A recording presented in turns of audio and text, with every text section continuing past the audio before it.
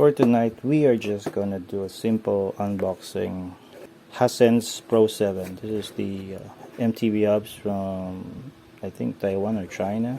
We're gonna do a simple magnet test, weight check, sound check, and then I'm also gonna measure the bearings on the freehub and also on the axle. So first thing I wanna do is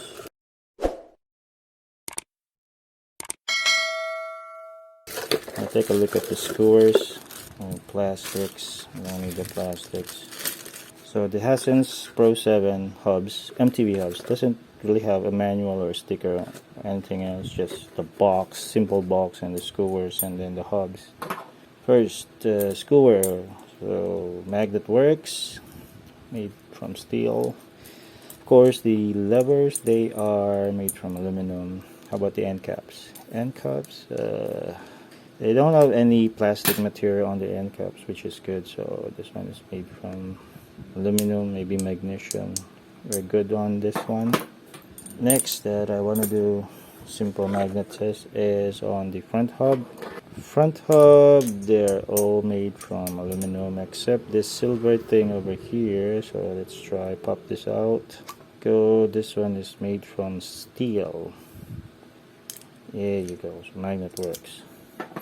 If not steel, then I don't know, maybe special stainless, one that has it's like stainless that magnet works on. There's some stainless that they do attract magnet. Anyway, rear hub.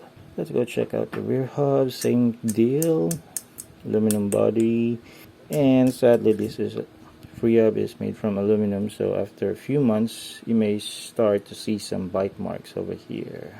Same deal with the silver thing. Magnet works here. Alright, next I wanna measure the sizes of the bearings on the front hub. So let's pop out the other cap, and there you go, set to 0. Most likely this is 17, looks like 17 millimeter for the inner diameter, 16.9, 17 millimeter.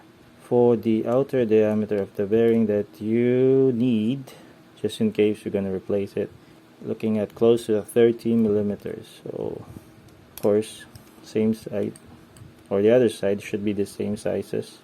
Yep, same sizes. But there are some hubs out there. I encountered one that shows in precision structure hubs. They have different bearings on each side, so I'm not sure why. Well, it's designed that way, so bummer. This is also a 6-bolt type hub. 1, 2, 3, 4, 5, 6. Go. Spins so smooth, but stops right away. Maybe the bearing is full of grease. Not sure. End caps.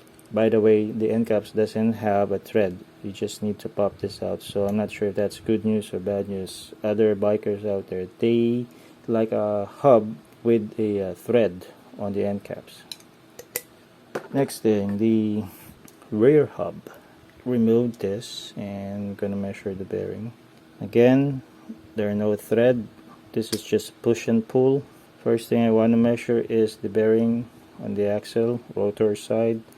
Most likely this is 15 millimeter, 15, 14.9, yep, close to 15, and then the outer should be what, 28 millimeter. So most likely you need 15287 for the axle bearing, rotor side.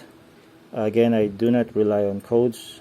I always use digital caliper for the exact measurement of the bearing. So let's try to pop out the free hub and go. Pops out easily, then you can install back easily, and it sounds so damn good. Listen. Nice. Nice. Okie doke. So next, I want to measure the size of the axle bearing on the drive side. Most likely, yep, should be the same, 15 mil, and then for the outer should also be the same, 27.8. It's just hard to measure this sucker, but 27.8, so close to 28 millimeter. And then for the free hub bearings, let's start off with the inner bearing, the one closest to the pawls. I'm going to set this to 0. So again, inner diameter 14.9, close to 15, and this one looks 26 millimeter. Okay, here you go. Or I might be wrong. Nope, 25.4. It's really hard to measure this one because it doesn't have wait, there you go. 25.7, close to 26. I really cannot read the number. It says maybe NBK, but I cannot read the code or the number. Anyway, I don't rely on codes, but if it's 15267, it should be written over here. Anyway, I'm gonna remove the dust seal, and I want to measure the size of the bearing. Wait, oh, this one looks kind of different. So 15. This one might be 28. Yep, 28. Should be 28. This one is kind of different. 28.3 for the outer. So we have a ton of sizes. 15267 for the inner freehub bearing, and then for the outer 15287. For the axle bearings, the Hasnss PRO 7 15287, 2 pieces, and then 1730 by 7 for the front hub. So you need what? 3 different sizes or 4? 1, 2, 3. 3 different sizes. That's kind of hard if you're gonna shop online, and most sellers they're going by the code. They don't have time to measure things up using digital caliper. Anyway, next thing I want to show you are the pawls. So there are like 6 pawls. Each pawl has like 3 teeth. It does have a retainer plastic. I hate this one. It's kind of hard to remove and install this. And the freehub is rated only up to 11 speed, so it kind of sucks. Again, this is aluminum freehub. So what else I need to measure? Oh, I'm gonna measure the sizes of the end caps, nipples later, because there are some folks out there asking me what is the size in diameter, millimeter, for the nipples.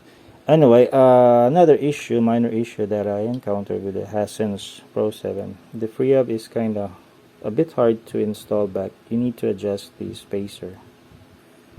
Oh, here we go. There you go. So sometimes it's kind of hard to install them back, like what's happening right now. So you have to adjust this using your little finger or your pussy finger. Then no, see, it's not doing anything. There you go. All right. So I'm gonna just install this back. Oh no, wait. I want to show you guys the spacer. I think I forgot to show you the spacer. This is quite important. Never lose this spacer over here. It does have a spacer for the freehub against the axle bearing. Here you go. So again, do not lose this one if you're gonna disassemble your bearings. It's really hard to find this kind of spacer, especially built for freehub. This is most likely 0.5 with the thickness 0.5, 15 millimeter inner diameter. Anyway, you can have someone fabricate it if just in case you lose your bearing. Let's install this back again. See, having a hard time installing it back. Okay, next I want to show you is the sizes of the nipples for the end cap. So this is the rear hub. I think this is 9 point something, 9.8. And for the front hub, this one should be much smaller. 8.9. Not sure why it's designed that way, but it's like so. 9 mm for the front hub, 10 mm for the rear. Next thing I want to show you is just a simple sound check. So we do have a dB meter over here. It's an app, Android app, and I do sound check, simple sound checks. I'm gonna reset. Here we go.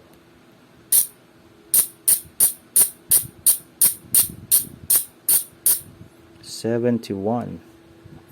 It's right over here. Nothing.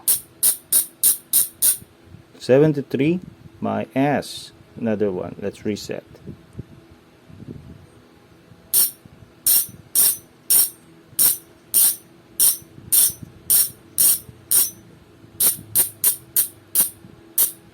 Nah, I reached 73 a while ago. I cannot do the 71 again. It's 68. Anyway, this is just a simple sound check. I'm gonna install spokes, rims, and then tires, and then do sound check outside my crappy room, and let's see how loud or how this thing sounds.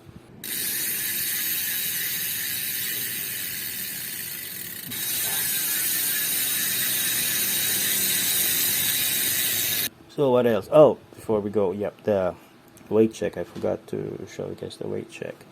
Let me just clean this up, and I'm gonna bring over the simple digital weighing scale. Okie dokes. I'm gonna set this Tampax to 0. Set it to 0. Okay, now let's check the skewers first, just in case you're curious what is the weight of the skewers. Here we go. 92 grams skewers. Rear hub, just the rear hub, Hasnss PRO 7, 275 grams. Front hub, 164. All in, hubs only, 439 grams. And if you're going to include skewers, 532 grams. And I forgot the dust seal, so let's throw in the dust seal. 534 grams, that's all in. So what else? I think that's all I can show you. It's just a simple unboxing, simple, quick, honest review, just based on my own opinion. This is not a sponsored video, so I bought this one with my own money, and I'm also planning to sell it next time, or maybe I'm just gonna keep it and then compare it with other hubs. Again, Jumps F here, and adios and good night. Hope to see you next time, guys. Ciao. Kapow.